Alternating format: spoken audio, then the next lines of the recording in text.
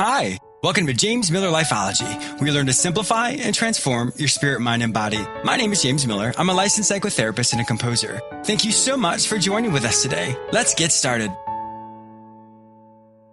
I really wanted to take a quick second just to thank all of you who continually support and listen to James Miller Lifeology Radio. It has been such an exciting adventure for me. There are so many amazing things that are happening over here that I definitely want to share with you. So for the next few months, every person who signs up for my free newsletter will be entered into a drawing. In this monthly drawing, whomever wins will win a free 30-minute Skype call with me, James Miller. I will help you simplify and transform your spirit, mind, and body. So go to my website, jamesmillerlifeology.com, and sign up for my free newsletter there. Who knows, maybe you will be the lucky winner. So sign up today. I have a great show for you today. This is the third episode in a 3-part series with Tim S. Marshall. In today's episode, we will discuss launching your dream. Tim is going to focus on his book, The Power of Breaking Fear as an Entrepreneur. He will give you critical information that will help you start a successful business. If you'd like to hear the other 2 episodes in this series, simply visit jamesmillerlifeology.com. I have some exciting news. For those of you who listen to me on the radio, did you know that I'm on the air 3 times a week? You may hear me on the same station on Tuesdays at 1:30 p.m., Fridays at 9:30 a.m., and Saturdays at 12:30 p.m. Or you can listen to me on all the major podcasting platforms anytime you want, or simply visit jamesmillerlifeology.com, sign up for my free newsletter, and have the episodes emailed directly to you once a week. There once were 3 storks who were born in the same nest and under the same circumstances. When it was time for them to leave the nest, they had to fend for themselves and find their own food. The first stork didn't think that he would be able to catch the frogs and small fish that he needed to survive, so he stomped around the edge of the lake in a foul mood. Of course, his stomping scared away his prey, confirming his belief that he would always go hungry and never be able to succeed. The second stork was confident that he would be able to provide for himself, so he boldly entered the water and started chasing anything that made a ripple in the water, no matter how far away it was. As a consequence of his impatience, he too scared away his prey and ended up hungry, exhausted, and felt like a failure. The third stork watched his brothers and then set out to catch his dinner. He carefully studied the activities of the frogs and the small fish and then stood quietly where they regularly congregated. He then confidently and quietly went about successfully catching and eating plenty of frogs and fish. Eventually, through careful planning and focused attention, he caught enough to fill his belly. Which one are you? Do you think that there aren't any opportunities for you to do something meaningful, so you trudge around and make sure that this belief comes true? Or do you get all excited and start to act randomly and enthusiastically, but without a plan or strategy to guide you until you end up exhausted and disillusioned? Or, like the third stork, do you focus your energies, create a plan for your life, for your business, and target 1 or 2 things that you can do really well, ensuring that you make a difference and do something meaningful? The choice is yours. Launching your dream. In this third episode of the 3-part series, we're going to focus specifically on starting that new business or starting that new venture that you've always wanted to do. In the first 2 episodes, we discussed stepping into the unknown and then facing your fears. In the interview itself, Tim is going to share his expert advice and ways in which he helps new business owners and new entrepreneurs start their business. But from a psychological standpoint, I wanted to give you a foundational piece as well. In the story that I told you, we discussed the 3 storks, and it's a really good understanding of sometimes how we are in life. Sometimes we think that we can't do something, and it becomes a self-fulfilling prophecy, and we can't. The other time, we have so much energy, and we're so excited to do something, but that energy is not focused, and we eventually become frustrated because it doesn't seem to work. Then, of course, the third version is that particular part of the information gathering. When you think of the diets that you've maybe been on before, or something new that you want to start, how much planning of that do you do? You know, sometimes we wake up and we think, oh my gosh, I'm really overweight. I need to go on a diet. And so all of a sudden we think, well, I need to restrict myself from this or that. But there's really no planning that goes along with it. We just simply do it because it's something we want to do. That's really why many diets fail. Think of a surgeon. A surgeon doesn't just wake up one day and say, oh, I want to perform surgery today. Of course not. He studies for years and years, and then eventually he becomes the expert surgeon. It's the same type of thing with us. Many times, we perceive where we want to go and what we want to do, and we often think at the very end, this is who I'm going to be. But all the struggles and all the frustrations and feelings of failure that go along with that, we often don't hear about that. You know, the first part of anything, and this is what I teach, is information gathering. When we think too far ahead without enough information, We often jump the gun and do things kind of like that second stork that I was talking about without any focus, or nothing is honed and sharpened into the direction we really should go. But we're doing 100 things at once without any full knowledge of what it is we really want to do or how we should do it. It's so important, as we know, when you gather information, but it's important to gather information around the people with whom you associate, those successful people. The different direction with that is essentially this. Surround yourself with those people who have hope, who have joy, who have peace, who have patience, who can self-affirm, who have a strong sense of confidence. Because when you can practice that, that is information you will need to see how do you handle situations when there is a setback or when you perceive there to be some type of failure. So you can have as much information when it comes to a business that you want, but if you haven't surrounded yourself and really gathered information to ask, how did she find joy during grief? How did this person find hope during this difficult time in his life? How did this person find patience and resilience and self-worth when he was told no hundreds of times? Those key components are essential for anyone when they start something new. The more you can practice that, the more successful you're going to be. So we link together the emotional fortitude, the emotional resilience, all of those attributes that one needs as they try something new, because there are going to be difficult times when you start up this new thing that you're doing in your life. So when you can self-affirm, self-validate, self-soothe, and find hope and resilience and peace during a difficult time, that is going to push you even further than simply having information about how to start a business. Those two things together are going to be unstoppable for you. I'm incredibly excited for you. I can't wait to see what happens in your life. This is a new day for you. So today, launch your dream. Do what you've always wanted to do. Be who you were destined to be. Did you know that I have a YouTube channel? That's actually how Lifeology started. I have well over 150 episodes that I've created specifically for you. I do know many people struggle with listening to a full 30-minute show, so these YouTube episodes are about 3 minutes long. Each episode teaches you one simple lesson that you can practice daily, which will help you simplify and transform your spirit, mind, and body. Simply go to my website, jamesmillerlifeology.com, and subscribe to my YouTube channel there, or go to youtube.com and search for my name, James Miller Lifeology. My guest today is Tim S. Marshall. He is a nationally recognized entrepreneur, a leading corporate coach, top speaker, and the award-winning author of The Power of Breaking Fear. He is going to be sharing the secrets of his success today. This is actually the third episode I have done with Tim. We were doing a 3-part series, so this is the last episode that you'll be hearing about his amazing books, and you can definitely go to my website, jamesmillerlifeology.com, and you can hear all those 3 amazing episodes. So welcome to my show, Tim. How are you? I am doing very well. We've talked about a lot of things in the last 2 episodes. And so this episode specifically, we're going to focus on one of your books, The Power of Breaking Fear as an Entrepreneur. So I'm really excited to hear about your thoughts about this, because I know so many of my listeners are entrepreneurs or have that desire to maybe start their own business or just do something different. So I think you are an expert in this field, and you'll definitely be able to help my listeners start this new venture in their life. Absolutely. You know, the first thing I want to say in regards to starting your business, or if you have a business currently, is just staying current with the trends. Mm-hmm. And it's not so much just being 100%, an expert as far as what the media is stating out there in reference to statistics and, how businesses go under, or, whatever the greatest idea is of the month. But the greatest thing that you can do to be an entrepreneur is connect with other people that have built businesses from the ground up. And that's really one of the things I've noticed with you when it comes to the other episodes we've done is you are very much connected with the relational aspect of people, learning from people, spending time with people, shadowing people. That sounds like that's one of the really main key components that you have when you teach and when you really train other people. Absolutely. And one of the biggest aspects that I try to answer, and I'm the person that really tries to give people the solution. Mm-hmm. Sometimes we read certain books or hear information, and then it's like, okay, well, how do you really do it? Yeah. So I'm the person that says, okay, well, let's look at the first thing. Maybe it's the fear of the unknown.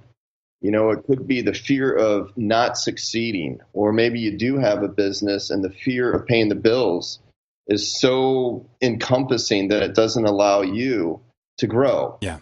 So when it really boils down to it, and you brought it up about connecting with other people, it's really, really important. And, in social media, and we talked about this yesterday, with business owners or people that have good ideas to start companies, you have to look at what it takes from the ground up. And I brought up an analogy yesterday in reference to the Thanksgiving Day parade in New York City. Mm-hmm. You could see a giant float, but what does it take to plan that? What does it take to prepare that? What does it take to draw it out?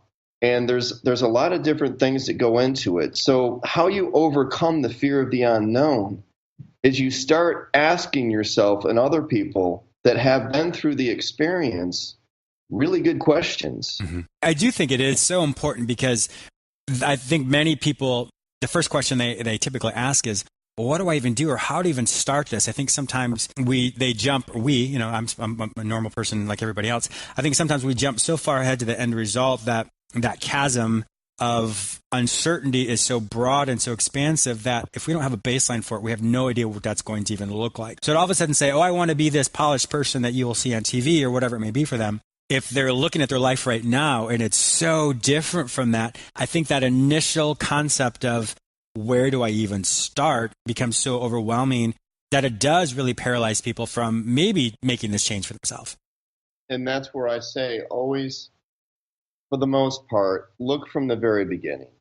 If you're going to build a house from scratch, you're going to want to draw it out. You're going to want to have conversations with an architect. You want to make sure you build the foundation up, which is the research.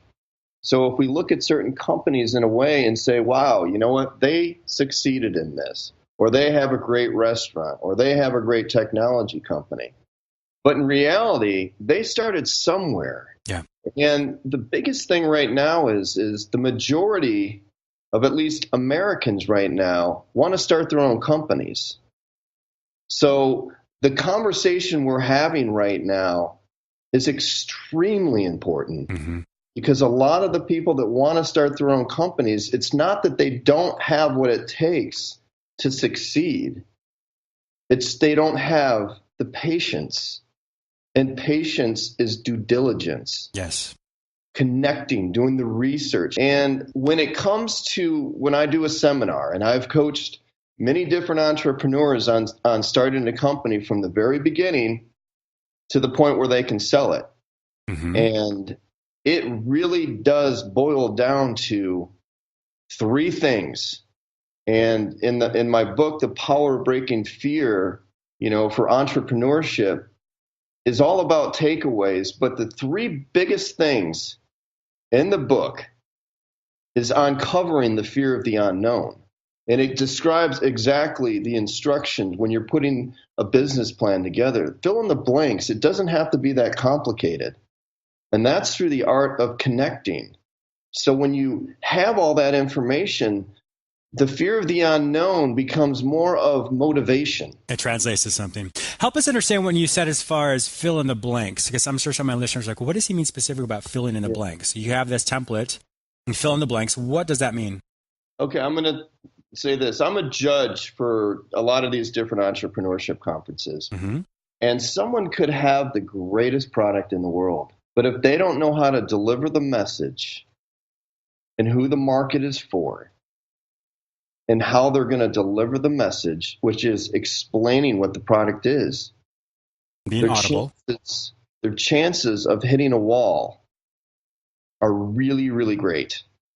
So when I say fill in the blanks, I tell people, understand, if you were the customer or if you're going to market it, who needs your product? That's number one. Who needs it?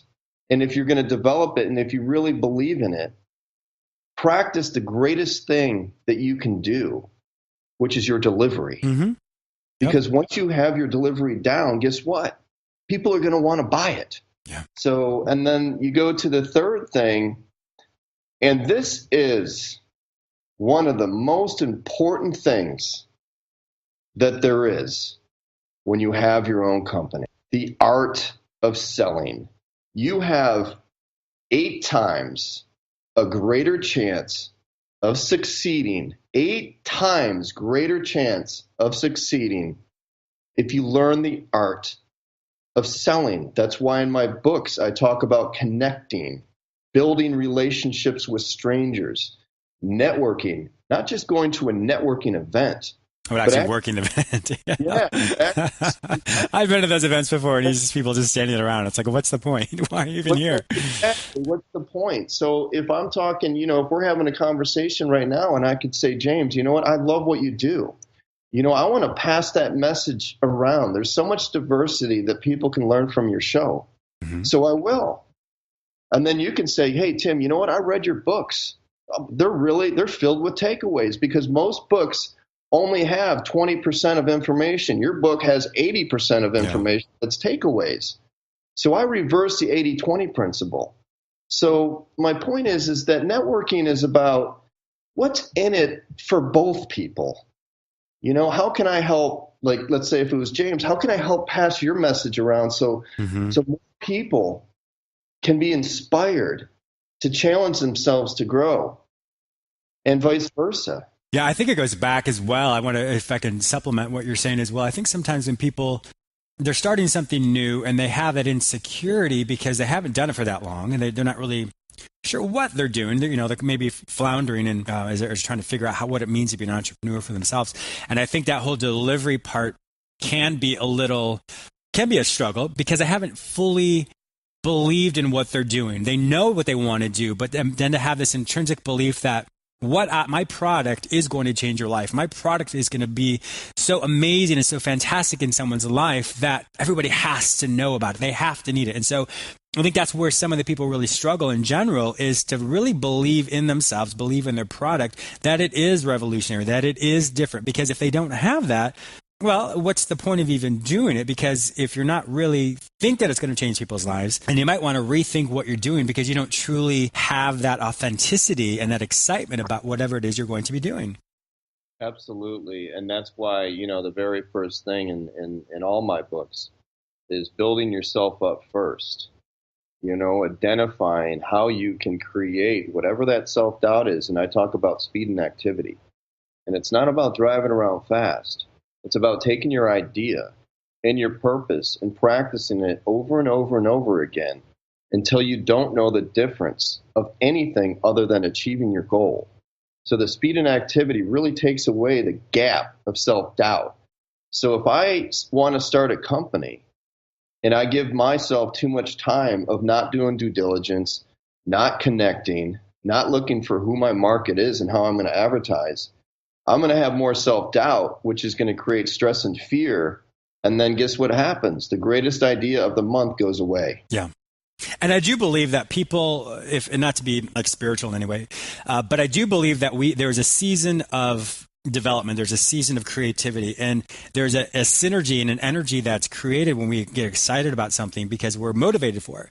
But if we don't act on that moment or during that moment, then the energy starts to leave. And then after a while, we're like, well, was it really a good idea? I'm not really sure. So I completely agree with you 100% that when people have these ideas, they have to act on it right away, because there's a season of creativity, a season of energy, a season of development within themselves that's purposely been designed for that movement, for that entrepreneurial aspect. And if people don't realize that and they wait too long, then all of a sudden a dream is just a dream. There's no action behind it. And you know what the saddest thing is that, when that dream goes away, we settle. Mm-hmm. And that's where mediocrity really kicks in. And, that's, to me, I meet with so many different people, and that is the most profounding thing that we can get caught up in is settling. Because when we really do take the time and the energy and the patience, we all have the same ability to achieve anything. Mm-hmm. Maybe it's, physically, maybe there's limitations as far as being a professional athlete, but between the ears, we all have great gifts to achieve anything. And that's through the art of research, activity, building relationships, practicing it. And once you practice it, you teach it. Yeah, that's great methodology that you have, and I'm sure you're very successful when you work with these people. I'm sure some of my listeners right now are thinking, well, I have this wonderful idea, but I work full-time at this other job.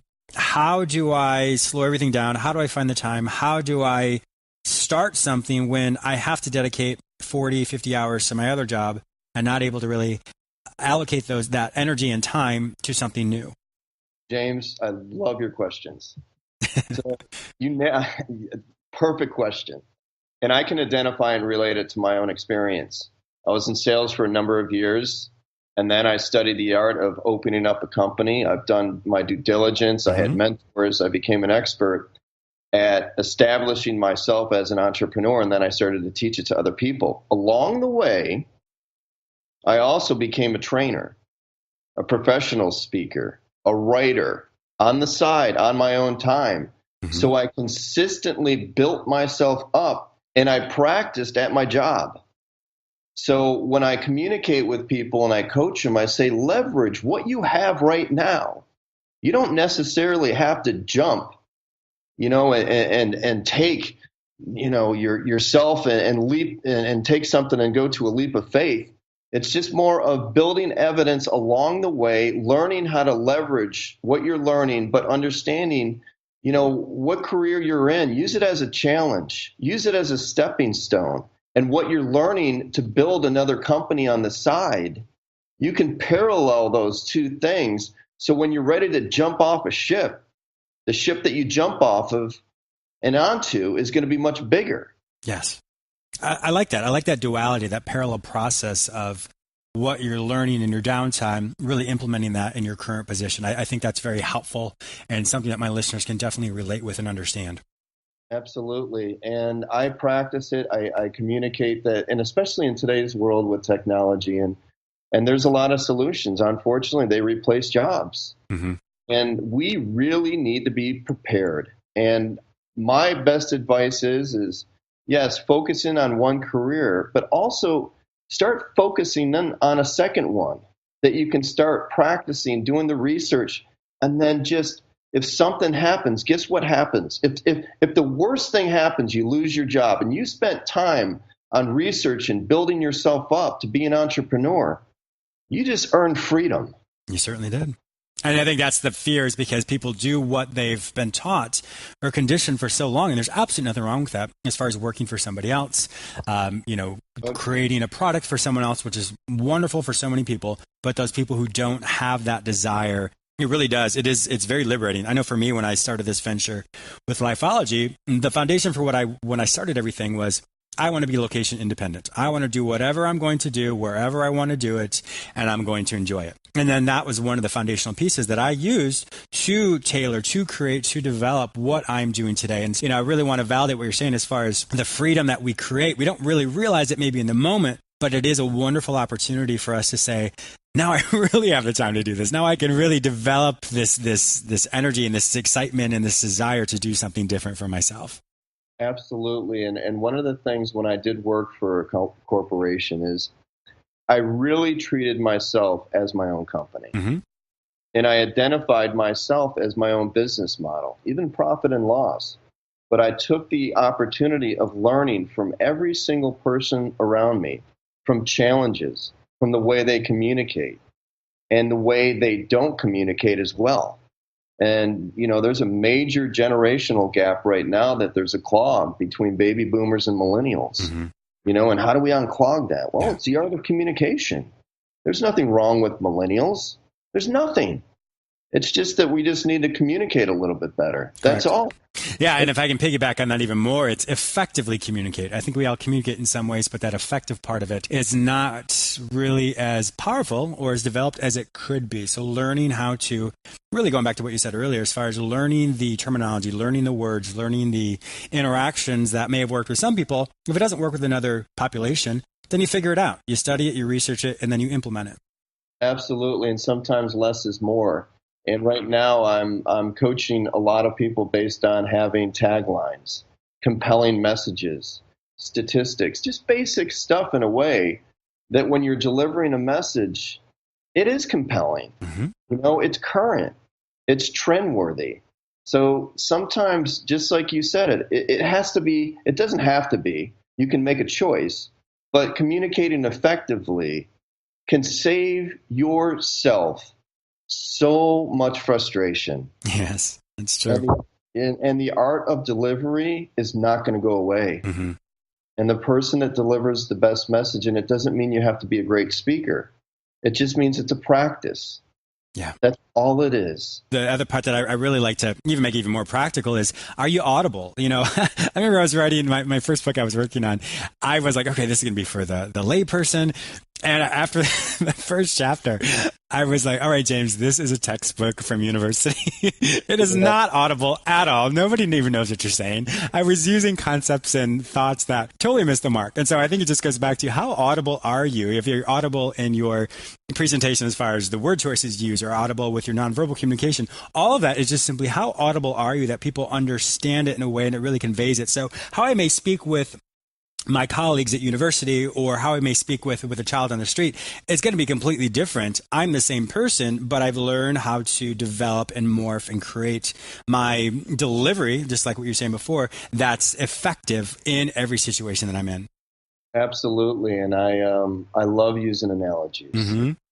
So if I talk to a football team, or if I speak to a major corporation or a little kid, or if I do some nonprofit work, I communicate in a way where I use analogies so they can understand. And it could be about a skateboard, it could be about catching a pass, or it could be the pressure of running a gigantic company. Mm-hmm. But it's all relevant to your demographic. Uh-huh. All relevant to analogies and communication. Yeah. Why do you think, and this is the last question I'm going to ask you, but why do you think that many people, you know, they do start something and all of a sudden they stop? Why do you think they maybe turn to that sense of, I tried and I failed? Because what it is when you grow the most is when you feel sometimes the worst. Mm-hmm. And when you feel the challenges and you feel like, oh my God, this is so uncomfortable. This is so uncomfortable. And then all of a sudden you let gaps of time pass. And that's why I coach people. And this is just an analogy on speed and activity. The more information you learn, the more you practice your delivery and selling, the more you will not back away. Mm-hmm. So the more you're involved with something, the less self-doubt and fears will creep in. So, you know, just like, you know, I love your story where it's like you wanted to create your own weather, mm-hmm. and you have. I certainly have.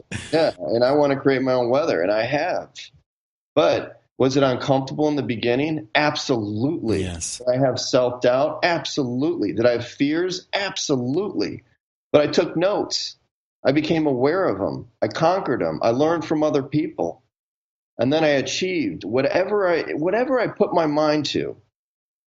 But along the way, there's obstacles, and we're all supposed to have challenges.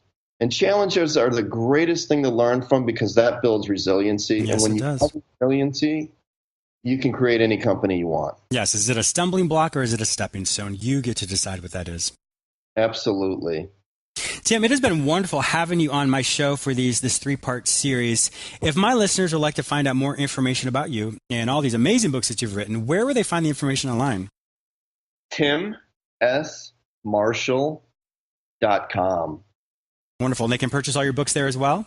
They can purchase all my books. It's I've got 7 done out of 20, but this one is The Power of Breaking Fear as an Entrepreneur.